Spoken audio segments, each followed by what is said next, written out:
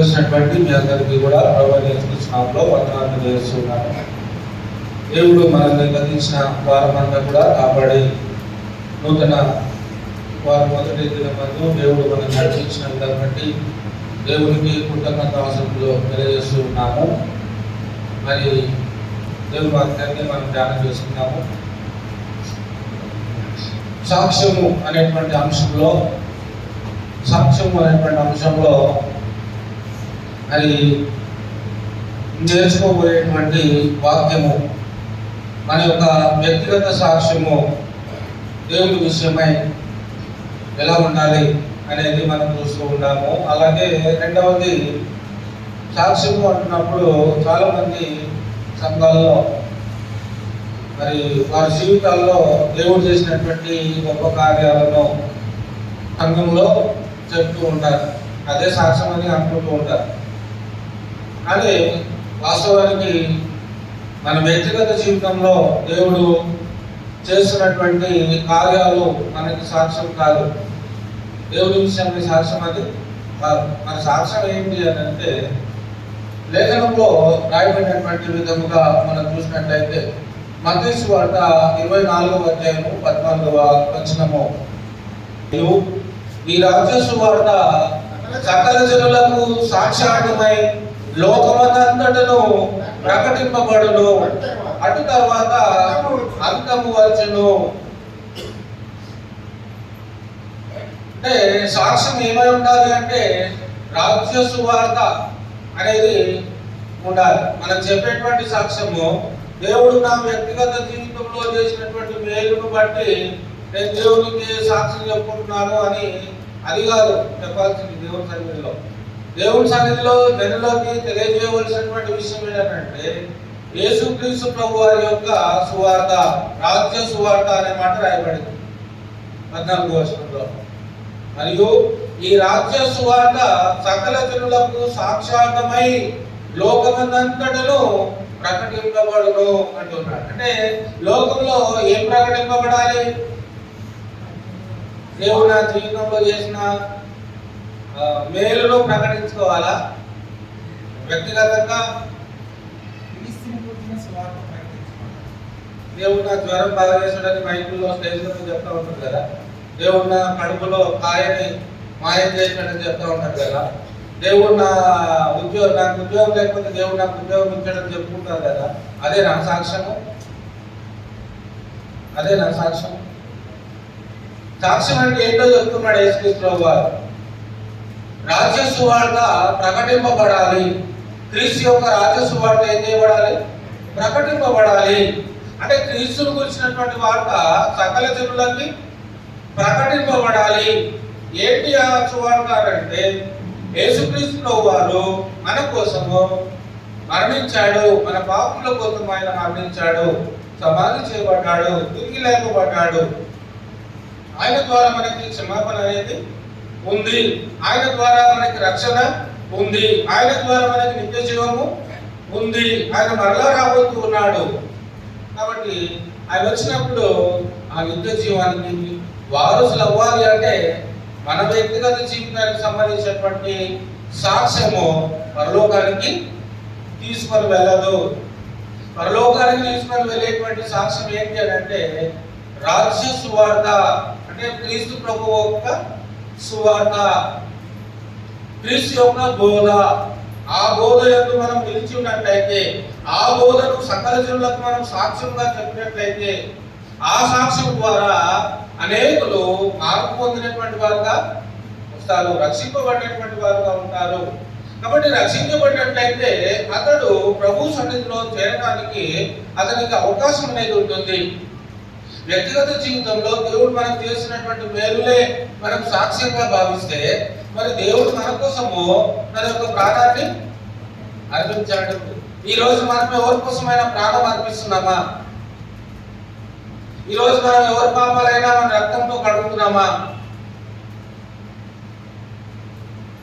అలాంటప్పుడు మన సాక్ష్యం దేవుని సాక్ష్యం కంటే గొప్పది ఎలా అవుతుంది? దేవుడు మన జీవితంలో చేసినటువంటి మేలును మనం చెప్పుకున్న ద్వారా అదే నేను సాక్ష్యం చెప్తున్నానని అనుకుంటే కనుక మరి ప్రభు యొక్క సాక్ష్యం ఏమవ్వాలి? అర్థమవుతుందా? ప్రభు యొక్క సాక్ష్యం ఇవ్వాలి అంటే హైలైట్ అవ్వాల్సింది ఏంటి అంటే ప్రభు యొక్క బోధ, రాజ్య సువార్త అనేది హైలైట్ అవ్వాలి. దేవుడు నా జీవితంలో చేసినది హైలైట్ అవ్వాల్సిన అవసరం లేదు. దేవుడు ఆత్మీయ విధానంలో దేవుడు రక్షించినటువంటి రక్షణను బట్టి ఆ రాజ్య సువార్తను వినడం ద్వారా, దాన్ని విశ్వసించడం ద్వారా, దానికి లోబడటం ద్వారా దేవుడు నాకు రక్షణను అనుగ్రహించాడు అనేది విలువైనటువంటిదిగా ఉంది. స్వస్థత కంటే విలువైంది రక్షణ.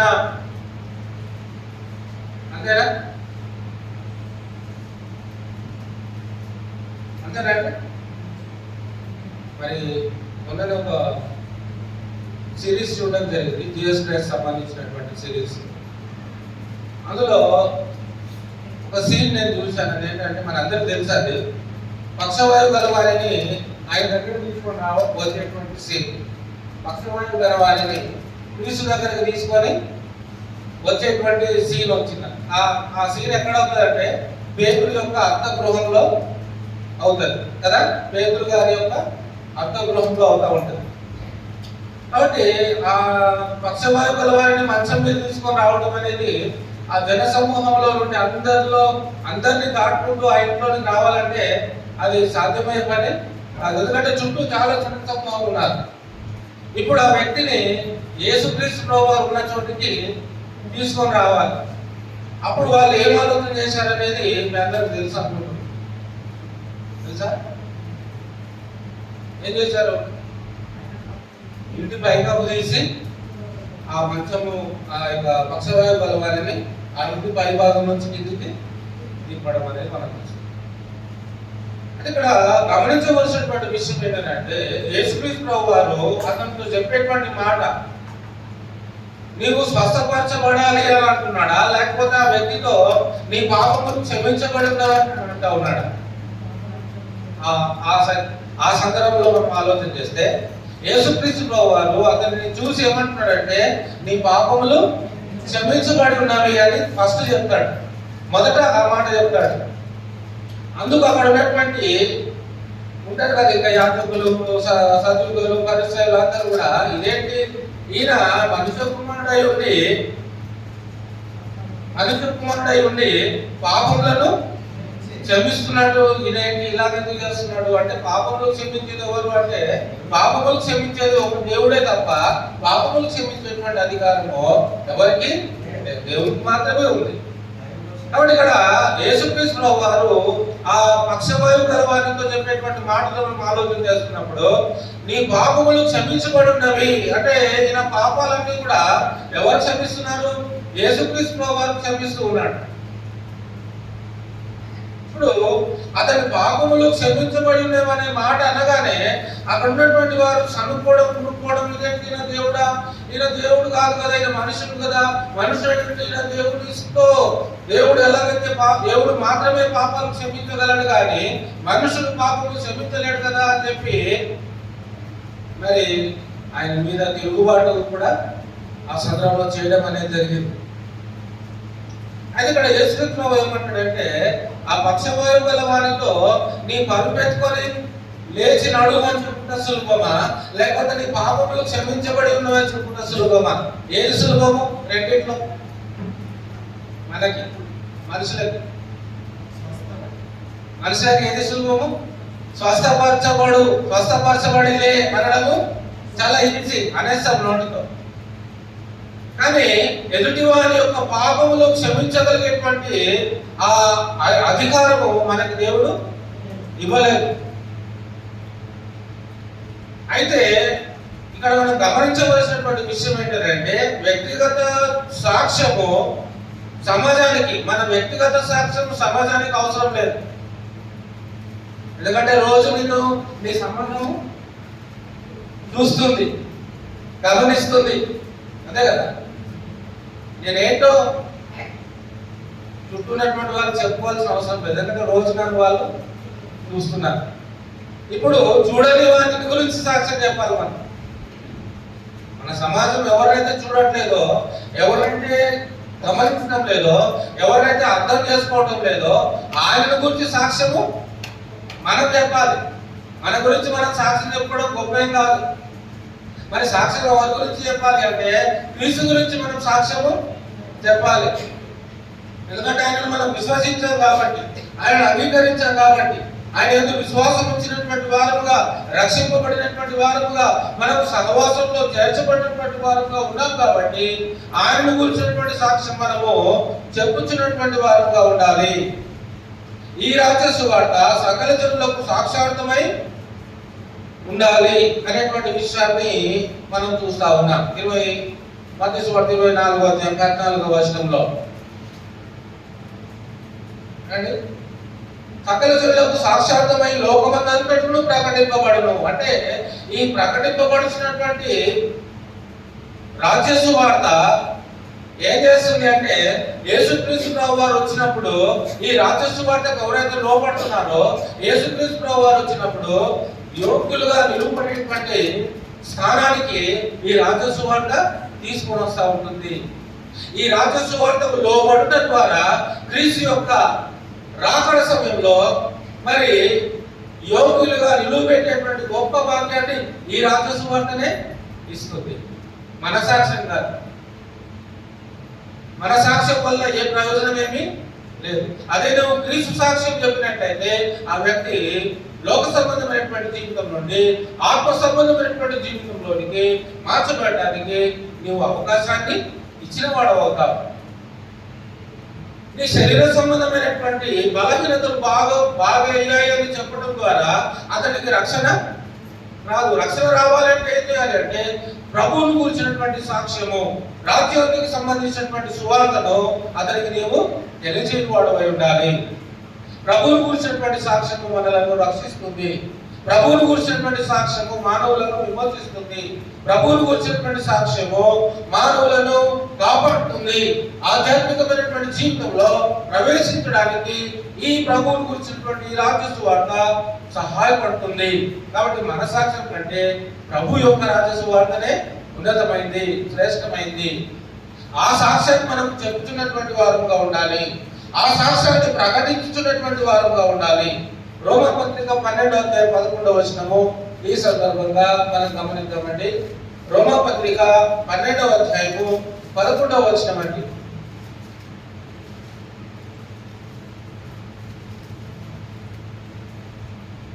రోమా 12:11.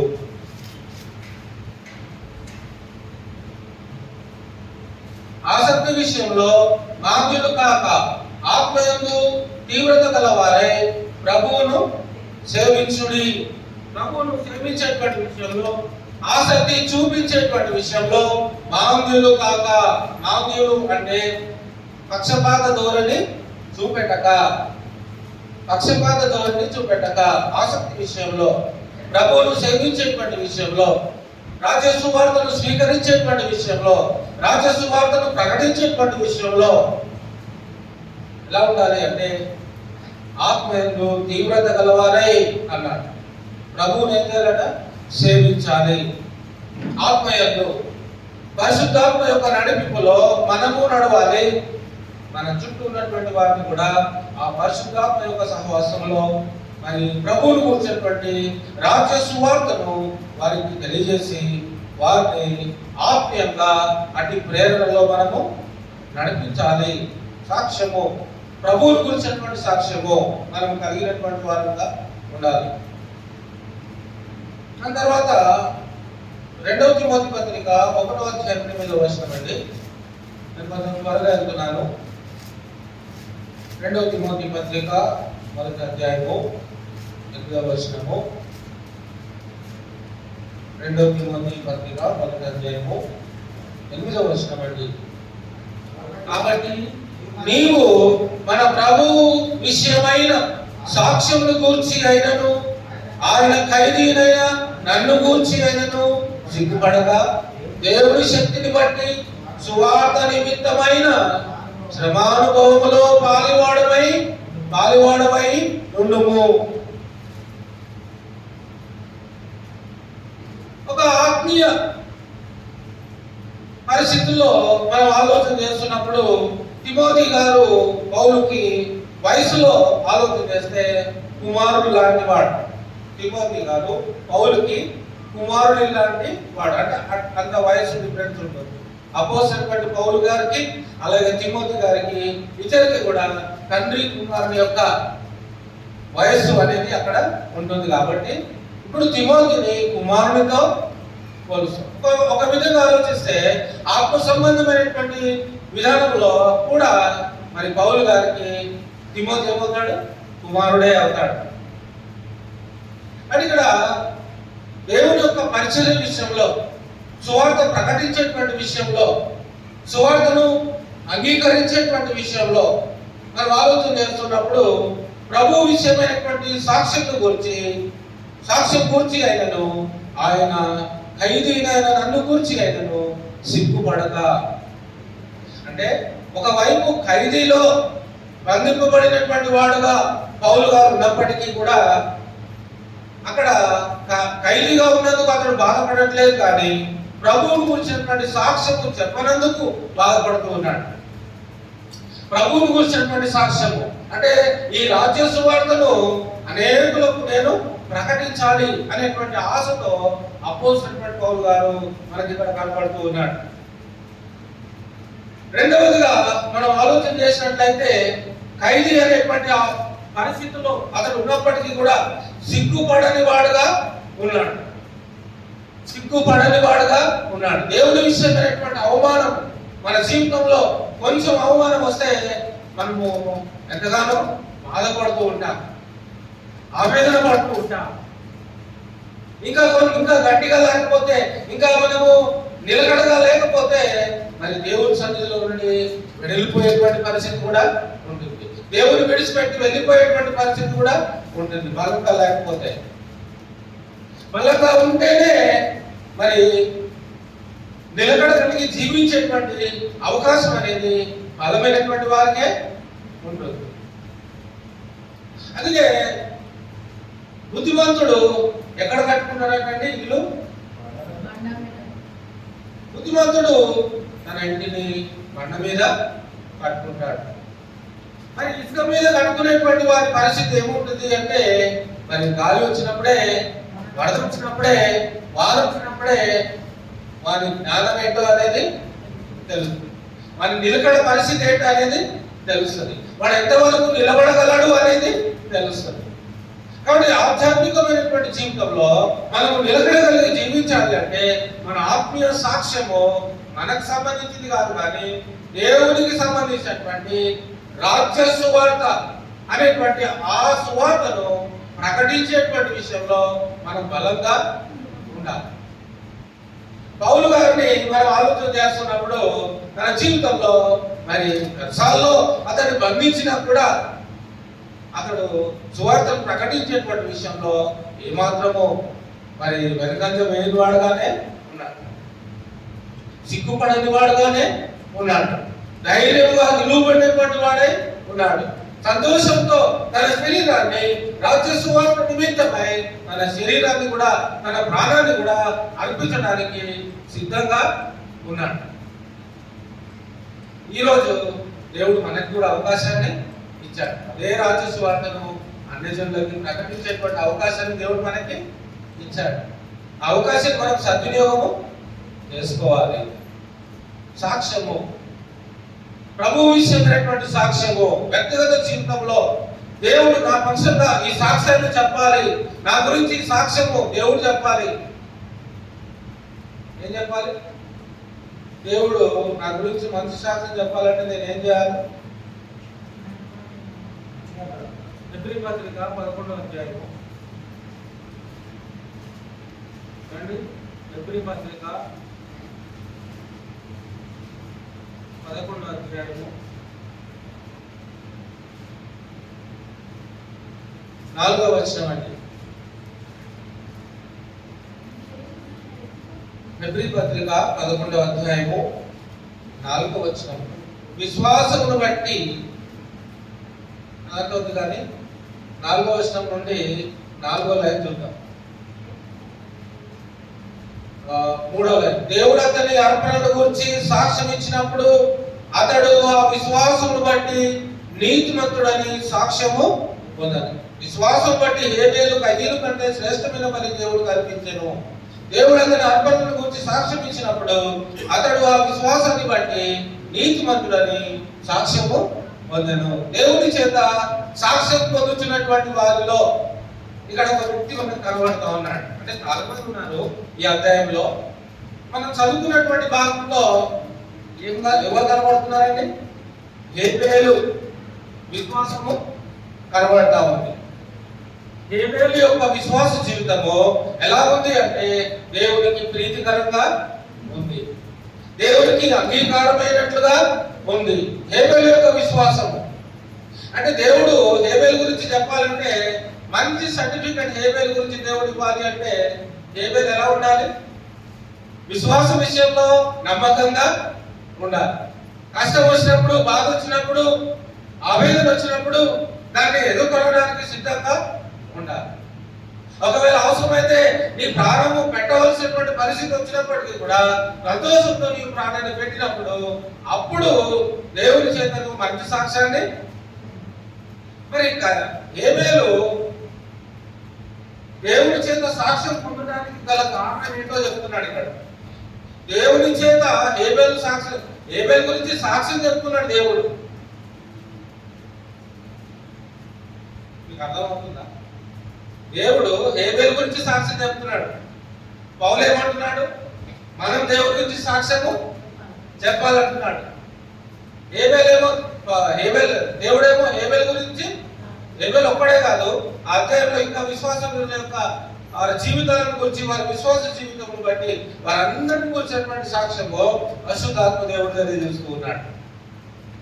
మనం దేవుడి గురించి చెప్పడం గొప్పనా, దేవుడు మన గురించి చెప్పడం గొప్పనా? మీరు చెప్పండి.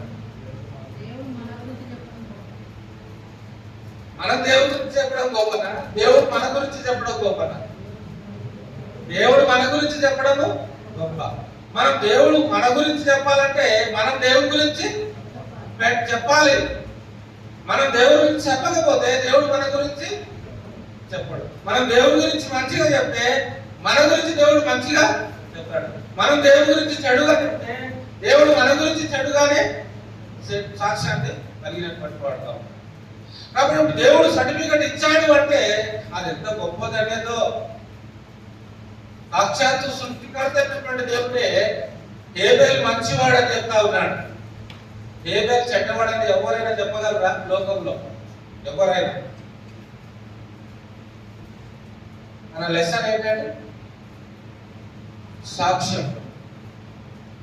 దేవుని యొక్క దేవుని ద్వారా సాక్ష్యం పొందినటువంటి పరిస్థితి, మంచి సాక్ష్యం పొందినటువంటి పరిస్థితి మనం కలిగి ఉండాలి.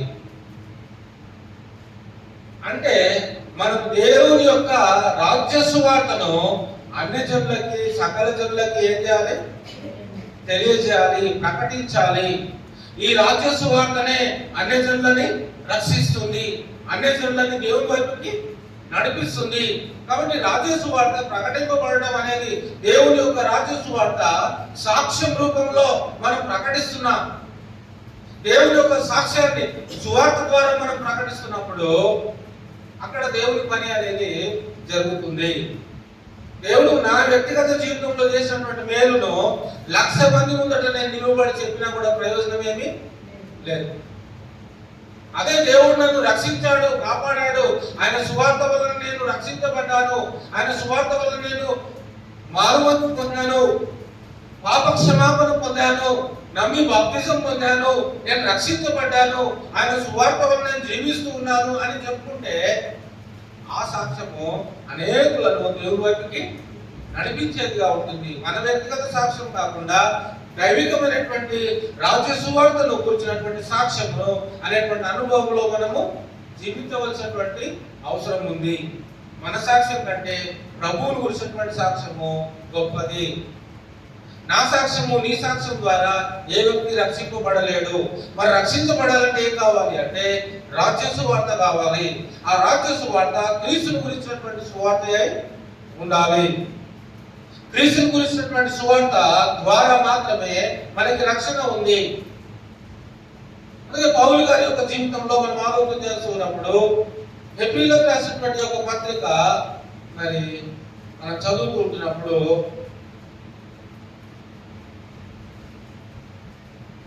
కయ్యను కంటే శ్రేష్టమైనది బలి దేవునికి అర్పించాడు హేబేలు. కయ్యను కంటే శ్రేష్టమైనటువంటి బలిని దేవుడి కోసం ఆయన అర్పించాడు. విశ్వాస విషయంలో ఎంత బలంగా ఉంటే, ఎంత నమ్మకంగా ఉంటే, ఎంత భయపడినటువంటి వాడై ఉంటేనే తప్ప మరి శ్రేష్టమైనటువంటి బలి ఇవ్వడం అనేది సాధ్యమయ్యే పని కాదు. విశ్వాస విషయంలో నమ్మకంగా ఉండాలి. దేవునికి సమర్పించేటువంటి విషయంలో నమ్మకంగా ఉండాలి. దేవునికి లోబడేటువంటి విషయంలో నమ్మకంగా ఉండాలి. ఏ విధమైనటువంటి మరి బలహీనతలకు లేనటువంటి వాడుగా ఉండాలి. ఈ అన్ని క్యారెక్టర్స్ లో ఈ లక్షణాలన్నీ కూడా హేబేలులో మనకి ధారాళంగా కనబడుతూ ఉంటాయి. దేవుని విషయమైనటువంటి ఆసక్తి, దేవునికి సమర్పించేటువంటి ఆసక్తి, దేవునికి లోబడి జీవించేటువంటి ఆసక్తి, దేవుని విశ్వాసమును నమ్మకమును కనుపరిచేటువంటి ఆసక్తి, ప్రభు కోసము జాగ్రత్తగా గమనించండి, ప్రభు కోసము తన ప్రాణాన్నైనా కూడా సంతోషంగా ఇవ్వగలిగేటువంటి ఆసక్తి హేబేలుకి ధారాళంగా ఉంది. హేబేలు బలి అర్పించాడు అని అనుకుంటాం, కానీ హేబేలు కూడా దేవుని కోసం బలి అయ్యాడు అనేది మనం ఎప్పుడు కూడా మర్చిపోవద్దు. హేబేలు బలి అర్పించాడు, శ్రేష్టమైన బలి అర్పించాడు అనుకుంటాం, కానీ ఆ హేబేలే దేవుని కోసం బలి అయ్యాడు కదా.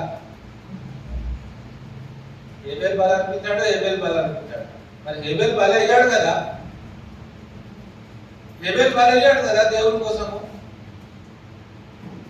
ఆటంకం వస్తున్నప్పటికీ, వ్యతిరేకత వస్తున్నప్పటికీ కూడా సంతోషంగా తన ప్రాణాన్ని అర్పించాడు, కానీ ఎదురు తిరగలేదు కదా అన్నకి. అందుకే ఇప్పుడు ఆ బాధ్యత ఆదాము తీసుకోకపోయినా కన్న తండ్రి ఆ బాధ్యత తీసుకోలేడు, కానీ వారిని పుట్టించినటువంటి దేవుడే ఆ బాధ్యతని తీసుకున్నాడు. ఆదామైనా కయ్యను అడగలేదేమో, కానీ దేవుడు మొట్టమొదట అడుగుతా ఉన్నాడు. దేవుని యందు భయమును భక్తిని కలిగి జీవించినటువంటి వారి విషయంలో ఏదైనా కీడు వచ్చినప్పుడు, ఏదైనా ఉపద్రవం వచ్చినప్పుడు, ఏదైనా హాని కలిగినప్పుడు ఖచ్చితంగా దేవుడు వారి గురించి పట్టించుకుంటాడు. ఖచ్చితంగా దేవుడు వారిని ఆలోచనలో పెట్టుకుంటాడు. ఆయన దృష్టిలో అలాంటి వారు జ్ఞాపకము ఉంటారు. ఈ తమ్ముడైన హేబేలు ఎక్కడ ఆదాము అడుగుతున్నాడా, ఏడి నీ తమ్ముడు ఏడని అడుగుతున్నాడా ఆదాము, లేకపోతే దేవుడు అడుగుతున్నాడా నీ తమ్ముడైన హేబేలు ఎక్కడ? దేవుడు ఎందుకు అడుగుతున్నాడు, ఆదాము ఎందుకు అడగట్లేదు?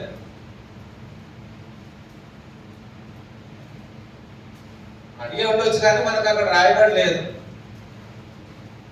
అంతేనా? అడిగే ఉండొచ్చు, తండ్రే కదా, అడిగే ఉండొచ్చు. ఇక్కడ దేవుడు ప్రత్యేకంగా కేర్ తీసుకొని పట్టించుకొని ఆయన విషయమై ఆయన పక్షంగా నిలువబడడానికి, ఆయన పక్షంగా వాదించడానికి, ఆయన పక్షంగా కయ్యనుతో మాట్లాడడానికి సాక్షాత్తు దేవుడే మాట్లాడుతూ ఉంటాడు. మరి ఆ దేవుడు కయ్యను గురించి గొప్ప సాక్ష్యాన్ని ఇస్తూ ఉన్నాడు. దేవుడు కూడా మంచి సాక్ష్యమును దేవుడిలా అనుభవించినటువంటి వాడుగా ఉన్నాడు. దేవుడిలా వ్యక్తిగత జీవితంలో దేవుడికి నమ్మకంగా అతడు విశ్వాస విషయంలో ఏ విషయంలో కూడా తప్పిపోని వాడుగా హేబేలు దేవుడి యందు తను తాను అనుపరుచుకున్నాడు. తన ప్రాణాన్ని కూడా నన్ను ఇచ్చిన బలి మంచిదే, శ్రేష్టమైనటువంటి బలి దేవుడికి ఇచ్చాడు. అలాగే అదే సమయంలో మరి తన ప్రాణాన్ని కూడా దేవుడి కోసము అర్పించాడు. శ్రేష్టమైనటువంటి బలి ఇచ్చాడంటే మరి అతడు శ్రేష్టమైన వాడా కాదా? ఎప్పుడైతే శ్రేష్టమైన బలి దేవుడికి ఇచ్చాడో దేవుని విషయంలో హేబేలు కూడా శ్రేష్టమైనటువంటి వాడుగా పిలువబడతా ఉన్నాడు. అర్థమవుతుందా? శ్రేష్టమైనటువంటి బలి దేవుడికి ఇచ్చాడు, తన ప్రాణం ఇచ్చాడు. కాబట్టి మనకి ప్రాణం కంటే విలువైన ఇంకొకటి ఏమీ లేదు ఈ లోకంలో. మనకి ప్రాణం కంటే విలువైన ఇంకేమైనా ఉందా? అందుకే యేసుక్రీస్తు ఏమంటాడంటే, నా కుమారుడా, నీ ఇష్టానుసారంగా నీవు జీవిస్తున్నావు, కానీ రేపు ఏమి సంభవించడం నీకు తెలియదు. ఈ రాత్రి నీ ప్రాణమును అడుగుతున్నాను, నీ ఆస్తిని అడుగుతున్నాను అంటలేడు, నీ ప్రాణాన్ని అడుగుతున్నాను. అంటే మనకు విలువైతే ఏంటి? మన ఆస్తి కాదు. మనకు విలువైతే ఏంటి అంటే మన ప్రాణమే మనకి విలువైంది. ఆ విలువైనటువంటి ప్రాణాన్ని మనం కాపాడుకోవాల్సినటువంటి అవసరము, ఆ విలువైనటువంటి ప్రాణాన్ని మనం నిత్య జీవానికి తీసుకొని వెళ్ళవలసినటువంటి అవసరము ఉంది. కాబట్టి విలువైన దాన్ని నిత్య జీవాన్ని తీసుకెళ్ళాలంటే శరీరంతో జీవించినప్పుడు మనము మరి నిత్య జీవం విషయమై, రాజ్య సువార్త విషయమై, ప్రభువును గురించినటువంటి సాక్ష్యం విషయమై మనల్ని మనము నలగగొట్టుకుంటూ ఉన్నప్పుడు, శ్రమలు పొందుతూ ఉంటున్నప్పుడు, బాధలు అనుభవిస్తూ ఉంటున్నప్పుడు మరి ఆ రాజ్య సువార్త మనలను ఆదరిస్తూ, మనలను ధైర్యపరుస్తూ, మనలను ఓదారుస్తూ, ఆయన సన్నిధిలో యోగులుగా నిలువబెడుతూ దేవుని విషయంలో మంచి సాక్ష్యమును పొందేలా మన యొక్క బ్రతుకు మనం వాక్యానుసారంగా బ్రతికినట్లయితే దేవుడి ద్వారా మనకు ఏబెల్ ఒక్కడే కాదు, ఏబెల్లాగా నీవు నేను బ్రతికినా దేవుడు మనపక్షంగా కూడా వాదిస్తాడు, సాక్ష్యం చెప్తాడు. ఏబెల్కి ఒక్కడికే కాదు దేవుడు చెప్పేది, అలా ఎవరైతే జీవిస్తారో అలాంటి వారు అందరినీ బట్టి కూడా దేవుడు సాక్ష్యాన్ని ఇస్తాడు. దీని తర్వాత మనం గమనించినట్లయితే రక్షణ అనేది శాశ్వతమైంది. ఈ శాశ్వతమైనటువంటి రక్షణను స్వీకరించేటువంటి విషయంలో భౌతికమైనటువంటి మేలుల విషయమైనటువంటి సాక్ష్యము కాక ఆత్మ సంబంధమైనటువంటి సాక్ష్యము, ప్రభువును గురించినటువంటి సాక్ష్యము, విశ్వాసమును గురించినటువంటి సాక్ష్యము మనము కలిగినటువంటి వారంగా ఉండాలి. తర్వాత ఆయన యొక్క చిత్తాన్ని మనం నెరవేర్చి ఆయన నామానికి ఘనత, మహిమ, ప్రభావములు తీసుకొని రావాలి అంటే అది ఎలా అవుతుంది, ఎలా సాధ్యం అవుతుంది అంటే ఆయన రాజ్యమును నీతిని మొదట వెతికినప్పుడు, ఆయన రాజ్యమును నీతిని మొదట వెతికినప్పుడు మరి మనకి ఏమేమి కావాలనేటువంటి విషయంలో అన్ని ఆయన మనకి సమకూరుస్తాడు. మనకు చేయవలసింది ఏంటంటే ఆయన రాజ్యంలో నీతిని, ఆయన రాజ్యం అనగా సంఘము, నీతి అనగా క్రీస్తు, క్రీస్తును వెంబడించేటువంటి వారుగా ఉండాలి. ఆయన సహవాసాన్ని వెతుకుతున్నటువంటి వారుగా ఉండాలి. ఆయన సహవాసంలో పాలివారమై ఉండాలి. సంఘములో ఆయన రాజ్యం నీతిని మొదట వెతుకు, అప్పుడు అవన్నీ నీకు అనుగ్రహించబడు. పొద్దున ఒక అతను ఫోన్ చేశాడు ఓల్డ్ సిటీ నుంచి. ఎక్కడి నుంచి? Old city. ఓల్డ్ సిటీ అంటే చార్మినార్, అంతేదా? అంతేనా? ఫోన్ చేసి ఏమంటున్నాడంటే నేను క్రీస్తు సంఘానికి వెళ్ళాలి. ఎక్కడికి వెళ్ళాలట? క్రీస్తు సంఘానికి వెళ్ళాలి. మా దగ్గరలో ఏదైనా చర్చ్ ఉంటే చెప్పండి బ్రదర్ అని ఫోన్ చేశాడు. చార్మినార్ నుంచి ఇక్కడికి ఎన్ని కిలోమీటర్లు ఉంటుందండి?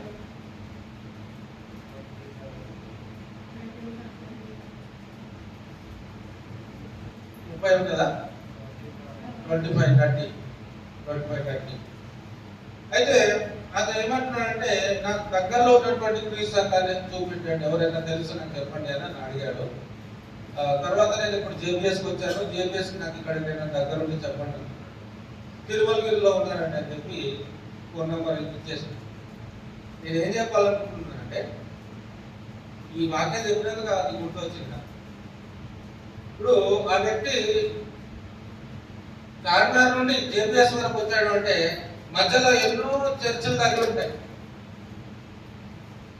ఏ చర్చలు ఏం లేవు కదా, చాలా చర్చలు ఉన్నాయి. చార్మినార్ నుంచి జేబీఎస్ రోడ్లో కొన్ని వందల వేల చర్చలు ఉన్నాయి. ఉన్నాయా? వందల వేల చర్చలు ఉన్నాయి. కానీ ఆయనకి ఏం కావాలి?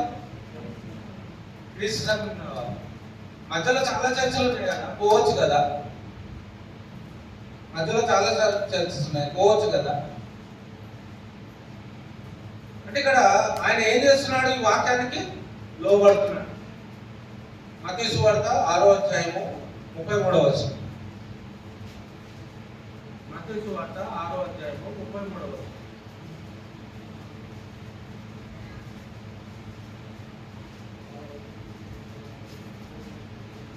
మత్తయి సువార్త 6వ అధ్యాయము 3వ వచనం 33వ వచనం. కాబట్టి మీరు ఆయన రాజ్యమును నీతిని మొదట వెతుకుడి, అప్పుడు అవన్నీ మీకు అనుగ్రహింపబడును. 31, 32 కూడా చూస్తే, కాబట్టి ఏమి తిందుమో ఏమి త్రాగుదమో ఏమి ధరించుకుందామో అని చింతింపబడి అన్యజనులు వీటన్నిటి విషయమై విచారింతురు. ఇవన్నీ మీకు కావాలని మీ పరలోకపు తండ్రికి. లోకంలో మనకి ఏం అవసరతలు ఉన్నాయో, ఏం అక్కర్లు ఉన్నాయో మన పరలోకపు తండ్రికి తెలుసు. మనకేం అవసరతలు అక్కర్లు ఉన్నాయో అనేవి ఎవరికి తెలుసంట? మన పరలోకపు తండ్రికి తెలుసంట. మరి అవి మనం తగ్గించుకోవాలంటే ఏం చేయాలంట? మన అవసరతలు మన అక్కర్లు తీర్చబడాలంటే లోకంలో మనం ఏం చేయాలంట? ఆయన రాజ్యమును నీతిని మొదట వెతకండి, అప్పుడు అవన్నీ మీకు. ఇప్పుడు నేను అంటాను, ఆ ఓల్డ్ సిటీలో ఉన్నటువంటి ఆ విశ్వాసి క్రీస్తు సంఘం గురించి నన్ను అడిగినప్పుడు, నేను అతనికి చెప్పినప్పుడు, ఒకవేళ అతడు నిజంగా క్రీస్తు సంఘానికి కనుక వెళ్ళి ఉన్నట్లయితే మరి వాక్యం ప్రకారంగా దేవుడు అతని కోరికలను, అతని అవసరతలను తీర్చడా? ఒకవేళ అతడు క్రీస్తు సంఘానికి వెళ్ళలేదు, వేరే సంఘానికి వెళ్ళాడు, దేవుడు అతని అవసరతలు తీరుస్తాడా? ఎందుకు తీర్చాడు?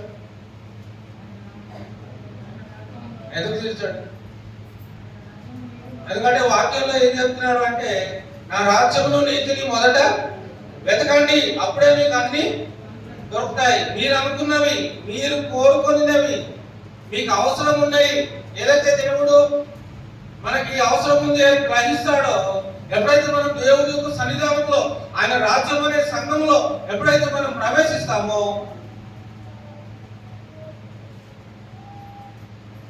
ఆయనను ఆరాధించడానికి ఆ అర్హత అనేది మనకి ఉండదు, ఆ ఆధిక్యత అనేది మనకి ఉండదు. ఆ ఆధిక్యత, అర్హత దేవుడు మనకి ఇస్తున్నప్పుడు ఆయన చెప్పినటువంటి విధంగానే మనం ఆయనను స్తుతించే వారుగా ఉన్నట్లయితే, ఆయనను వెంబడించినటువంటి వారుగా ఉన్నట్లయితే ఖచ్చితంగా మన అవసరం దేవుడే తీరుస్తాడు. అంటే ఇక్కడ మన విషయంలో, మన అవసరతను తీర్చేటువంటి విషయంలో ఎంత సీరియస్ గా దేవుడు చెప్తున్నాడు అంటే, మరి ఆయన రాజ్యం ఎంత విలువైతే అంత సీరియస్ గా ఆయన చెప్తాడు. చాలా మంది అనుకుంటూ ఉంటారు అంతా ఒకటే అని, కానీ అంతా ఒకటి కాదు. అంతా ఒకటైతే అన్ని సంఘాలు క్రీస్తునామంలోనే ఉండాలి. అలా లేవు అంటే ప్రభు ద్వారా సాక్ష్యము, మంచి సాక్ష్యము పొందగలిగేటువంటి సంఘాలుగా ఉండడం కష్టము, అసాధ్యము. ప్రభువు అంగీకరించేటువంటి సంఘము ఏదైనా ఉంది అంటే అది ఆయన సంఘమే, ఆయన రాజ్యమే.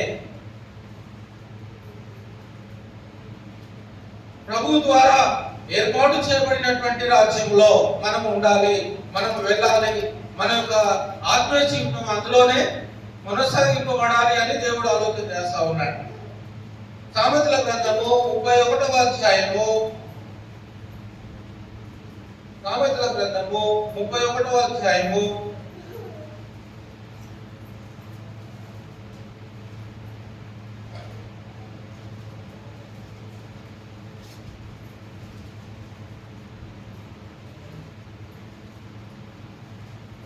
31వ అధ్యాయము 1, 2, 3, 1, 2 వచనాలు. 31వ అధ్యాయము 1, 2 వచనాలండి.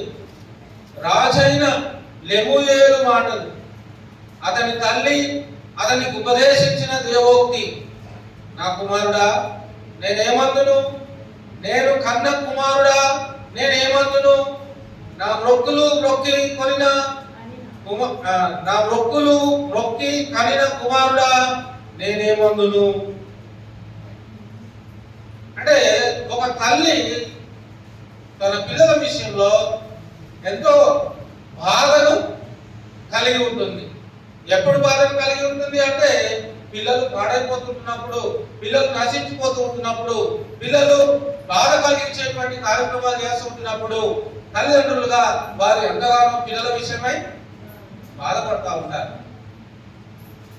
అంటే ఇప్పుడు పిల్లల విషయమై తల్లిదండ్రులు బాధపడద్దంటే తల్లిదండ్రులు ఏం చేయాలి? పిల్లల విషయమై తల్లిదండ్రులు బాధపడద్దు అంటే తల్లిదండ్రులు ఏం చేయాలి? ఏం చేయాలి?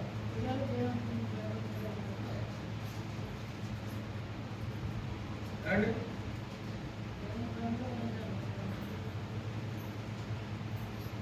ఇదే సామెతల గ్రంథము 22వ అధ్యాయము 6వ వచనం కనుక మనం చూడగలిగినట్లయితే, ఇదే సామెతల గ్రంథము 22వ అధ్యాయం 6వ వచనం కనుక చూడగలిగినట్లయితే ఇక్కడ ఏమంటున్నాడంటే, బాలుడు నడవవలసిన త్రోవను వానికి నేర్పుము, వాడు పెద్దవాడైనప్పుడు దాని నుండి తొలగిపోడు.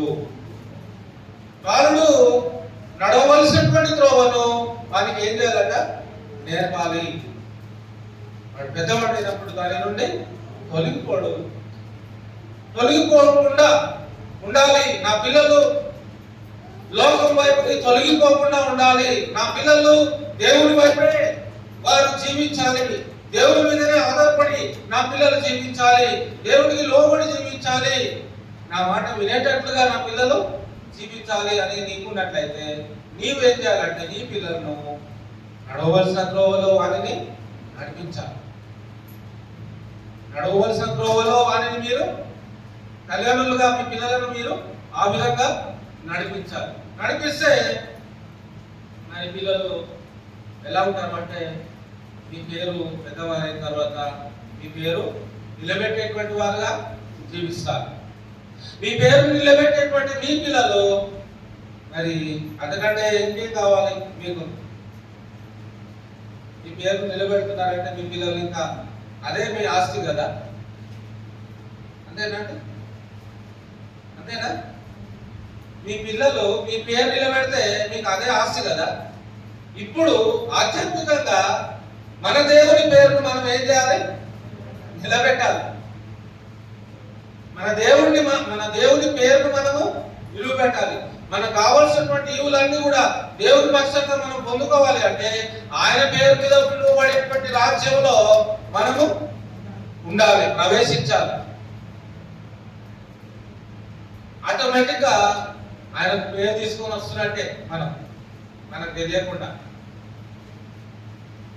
నాకు అలా ఒక్కొక్కరు అడుగుతూ ఉంటే చాలా సంతోషం వేస్తూ ఉంటుంది. వేలలో ఒక్కడు చేసినా కూడా, సంవత్సరానికి ఒక్కడు చేసినా కూడా హృదయానికి ఎంతో తృప్తి అనిపిస్తూ ఉంటుంది. అబ్బా, క్రీస్తు సంఘం అంటే ఎంత ఇంట్రెస్ట్, క్రీస్తు సంఘం ఎక్కడుంది దయచేసి నాకు చెప్పండి అని అడుగుతూ ఉంటే నాకైతే చాలా సంతోషం వేస్తూ ఉంటుంది.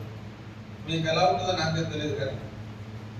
అంటే ఇన్ని ఉన్నప్పటికీ కూడా క్రీస్తు అనేటువంటి ఆ పేరు, దేవుని చేత ఏర్పాటు చేయబడినటువంటి ఆ పేరు, ఆయనే ఆ సంఘానికి స్థాపకుడుగా ఉన్నందువలన, ఆయనే ఆ సంఘానికి శిరస్సుగా ఉన్నందువలన, ఆయనే ఆ సంఘాన్ని పోషించినందువలన, ఆ సంఘంలో నేను వెళ్ళాలి అనేటువంటి ఆశ ఈ లోకంలో ఎవరికైతే ఉంటుందో నిజంగా వాళ్ళు ధన్యులు అనే వాక్యం చెప్తా ఉంది.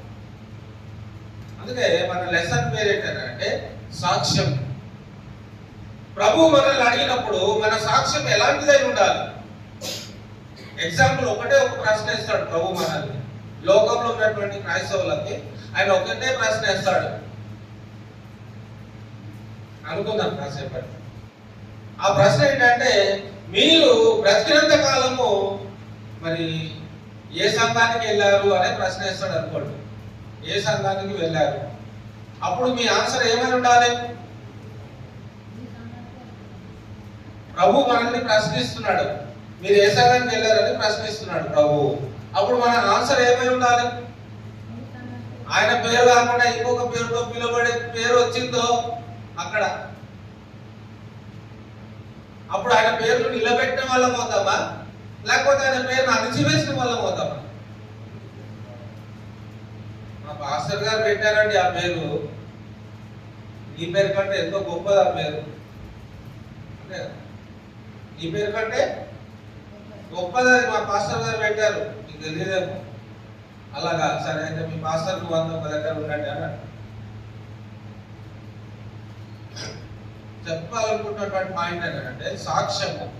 ప్రభు ద్వారా మనము మంచి సాక్ష్యాన్ని పొంది ఉండాలి, సిద్ధంగా ఉండాలి. మంచి సాక్ష్యము పొందడానికి సిద్ధంగా ఉండాలి. నా తండ్రి చేత ఆశీర్వదింపబడిన నా పిల్లలారా రండి, మీ కొరకు సిద్ధపరిచినటువంటి నిత్యరాజ్యంలో నిత్యరాజ్యమును మీరు స్వతంత్రించుకోండి అనగలిగేటువంటి స్థాయిలో మనం ఉండాలి. నా పిల్లలు నా పేరు నిలబెట్టాలని ఏ ఆశ అయితే నీకుందో, మరి మన తండ్రిగా ఆయన మన తండ్రిగా ఉన్నాడు కనుక, మనం ఆయన పిల్లలు కనుక ఆయన పేరును మనం నిలబెట్టాలా వద్దా? నిలబెట్టాలి కదా. ఆయన పేరు నిలబెట్టకపోతే ఆయన సన్నిధిలో మనం నిలబడగలమా? ఆదాము తప్పు చేసినప్పుడు ఆయన సన్నిధిలో ధైర్యంగా నిలబడగలిగారా? తప్పు చేసినప్పుడు ఆదాము ఎక్కడో చెట్టు చాటుకు వెళ్ళి వాళ్ళు దాక్కున్నారు కదా. అంతకంటే ముందు వాళ్ళు ఎప్పుడు దాక్కోలేదు కదా. ప్రభు ఎప్పుడు వస్తాడో ఎదురు చూస్తూ ఆయన రాగానే ధైర్యంగా ఆయనతో పాటు ముందుకు వచ్చే పరిస్థితి ఉండే. కానీ ఎప్పుడైతే తప్పు చేశారో ఆయన దగ్గరికి రాలేనటువంటి అయోమయం పరిస్థితి, అవమానము, తలదించుకునేటువంటి పరిస్థితి, ఇవన్నీ కూడా మనము లోబడని విధానంలో మనం చూస్తా ఉన్నాం. కానీ లోబడే విధంలో స్వతంత్రత ఉంటుంది, లోబడేటువంటి విధంలో భయం ఉంటుంది, లోబడేటువంటి విధంలో ఆదరణ ఉంటుంది, లోబడేటువంటి విధంలో స్వతంత్రంగా మనం ఆయనతో ఉండగలుగుతాము. వాక్యానుసారమైనటువంటి జీవితంలో నా రాజ్యంలో నీతిని మొదట వెతకండి, అప్పుడు అవన్నీ మీకు అనుగ్రహించుకోవడం చెప్పినటువంటి ఆయన, మనం ఆయన నామంలో కాకుండా వేరే నామంలో మనం ఎంత ప్రయత్నం చేసినా కూడా అది మన జీవితంలో రాకుండా ఉండొచ్చు. మన జీవితంలో దాన్ని మనం అనుభవించాలి అంటే మన అవసరత, మన అక్కర, దేవుడు ఏదైతే మనకి ఇవ్వాలనుకుంటున్నాడో అది మనం పొందుకోవాలి అంటే మనం ఆయన సన్నిధిలో వెళ్ళాలి. అందుకే హేబేలు దేవుని విషయమైనటువంటి మంచి సాక్ష్యాన్ని హేబేలు పొంది ఉన్నాడు. అలాగే హేబేలు కూడా వ్యక్తిగతంగా దేవుని విషయమై మంచి సాక్ష్యాన్ని దేవుని వద్ద అతడు కలిగి ఉన్నాడు. మొదటి యోహాను పత్రిక, ఇది ఒకటి చదివి ముగించుకుందామండి. మొదటి యోహాను పత్రిక 5వ అధ్యాయము 10వ వచనము. మొదటి యోహాను పత్రిక 5వ అధ్యాయము 10వ వచనం అండి. మొదటి యోహాను పత్రిక 5వ అధ్యాయం 10వ వచనం. మొదటి యోహాను 5వ అధ్యాయము 10వ వచనం. దేవుని కుమారుని యందు విశ్వాసముంచువాడు తనలోనే ఈ సాక్ష్యము కలిగి ఉన్నాడు. దేవుని నమ్మని వాడు ఆయన తన కుమారుని గురించి ఇచ్చిన సాక్ష్యమును నమ్మలేదు కనుక అతడు దేవుని అబద్ధికునిగా చేసిన వాడే. దేవుని కుమారుని యందు విశ్వాసముంచువాడు అంటే క్రీస్తునందు విశ్వాసముంచువాడు తనలోనే ఈ సాక్ష్యాన్ని కలిగి ఉన్నాడు. అంటే క్రీస్తునందు ఎవరైతే ఈ లోకంలో విశ్వాసం ఉంచుతారో దేవుని ద్వారా అతడు మంచి సాక్ష్యాన్ని కలిగి ఉంటాడని దీని అర్థం. అంతేనా? క్రీస్తునందు ఎవరైతే విశ్వాసం ఉంచుతారో, విశ్వాసం అంటే మాటల ఇదేదో మాటలతోనే కాదు, క్రియారూపకమైనటువంటి విశ్వాసంను క్రీస్తునందు అనుభవించగలిగినటువంటి పరిస్థితి, రక్షింపబడినటువంటి వారమై ఆ యొక్క సంఘములో చేర్చబడినటువంటి పరిస్థితి, సంపూర్ణమైనటువంటి విశ్వాస జీవితంలో ప్రవేశించినటువంటి వారి పరిస్థితి. అందుకే ప్రభువునందు విశ్వాసం ఉంచిన వాడు అనగా రక్షింపబడినటువంటి వాడు అని అర్థము. దేవుని కుమారుని సంపూర్ణంగా అంగీకరించినటువంటి వాడని అర్థము. క్రీస్తును అంగీకరించినటువంటి వాడు దేవుని సాక్ష్యము కలిగినటువంటి వాడై ఉంటాడు. క్రీస్తునందు విశ్వాసం వచ్చినటువంటి వారిని క్రీస్తు వారిని విడువడు. అందుకే నిన్ను విడువను, నిన్ను ఎడబాయను అని ఎవరితో అంటాడు ఆయన? నిన్ను విడువను, నిన్ను ఎడబాయను అని ఎవరితో అంటాడు ఆయన? ఎవరితో అనాలి? నిన్ను విడువను, నిన్ను అడగాలని ఎవరితో అనాలి? ఆయన యందు విశ్వాసం ఉంచిన వారితోనే అనాలి. వేరే వాళ్ళతో అనలేడు. ఎందుకంటే ఆయన యందు విశ్వాసం ఉంచినటువంటి వారి విషయంలో ఆయన ఒక ప్రత్యేకమైనటువంటి ఆలోచన కలిగినటువంటి వాడే ఉన్నాడు. ఆయన యందు జీవించుతున్నటువంటి వారి విషయంలో ఆయన ఉన్నతమైనటువంటి తలంపులు కలిగినటువంటి వాడుగా ఉన్నాడు.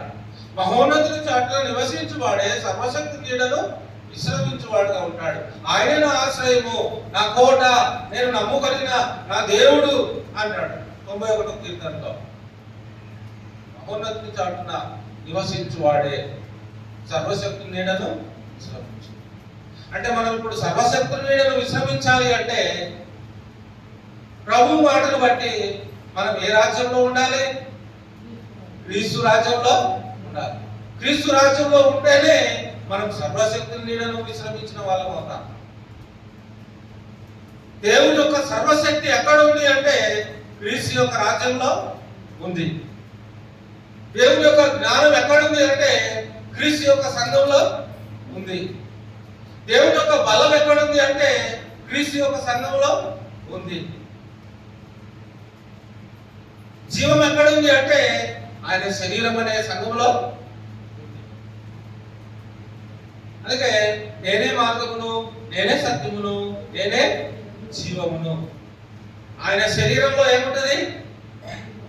జీవం ఉంటుంది. ఆయన సంఘం అనే శరీరంలో ఏముండాలి? జీవం ఉండాలి. కాబట్టి జీవం కలిగినటువంటి సంఘంలో మనం ఉండాలి అని దేవుడు ఆలోచన చేస్తా ఉన్నాడు. అంటే ఆ సాక్ష్యం మనం కలిగినటువంటి వారంగా ఉండాలి. ఎవరైనా కూడా మనల్ని అడిగినప్పుడు నువ్వు ఏ సహవాసానికి వెళ్తున్నావు అంటే అక్కడ నువ్వు క్రీస్తు పేరు రావాలి నీ నోటికి. క్రీస్తు సంఘానికి నేను వెళ్తున్నానని చెప్పగలగాలి. అలా చెప్పడం లేదు అంటే నీవు దేవుడి చేత మంచి సాక్ష్యమును పొందలేకపోతున్నావు అని అర్థం. సాక్ష్యం అనేటువంటి ఈ సందర్భంగా ఈ యొక్క అంశంలో మనం ధ్యానించినటువంటి పాయింట్ ఏంటంటే రాజ్య సువార్త సకల జనులకి ప్రకటింపబడాలి. మన వ్యక్తిగత జీవితం ప్రకటింపబడడం కాదు, ప్రభువును గురించినటువంటి రాజ్య సువార్త అన్ని జనులకి ప్రకటింపబడాలి. దాని ద్వారా అన్యులు దేవునిలోనికి రావడానికి అవకాశం ఉంటుంది. పాప క్షమాపణ అనేది ఈ రాజ్య సువార్త ప్రకటించడం ద్వారా, అంగీకరించడం ద్వారా మాత్రమే అది సాధ్యమవుతుంది. తర్వాత ప్రభు విషయమైనటువంటి సాక్ష్యము వ్యక్తిగతంగా మనము మరి ప్రభువే మన గురించి సాక్ష్యం ఇవ్వాలి అంటే మనము ప్రభు కొరకు నిరంతరము బ్రతుకుచున్న వారంగా ఉండాలి. హేబేలు అలా బ్రతికాడు. హేబేలు బ్రతకడమే కాదు, హేబేలు దేవుని గురించి తన ప్రాణం కూడా పెట్టాడు. మంచి శ్రేష్టమైన బలి ఇచ్చాడు. అలాగే తన శరీరాన్ని కూడా దేవుని కోసం బలిగా అర్పించాడు, తన ప్రాణాన్ని ఇచ్చాడు. ఆ విధమైనటువంటి అర్పణ కలిగినటువంటి మనస్తత్వముతో మనం దేవుని సన్నిధిలో లోబడి జీవించడానికి ముందుకు వెళ్దాం. ఈ అంశం ఇంకా అయిపోలేదు, వచ్చే ఆధారం కూడా కంటిన్యూషన్ ఉంటుంది. కాబట్టి దయచేసి అందరూ కూడా మరి రావాలని ప్రభుపేట తెలియజేస్తున్నాను. అందరికీ వందనాలు.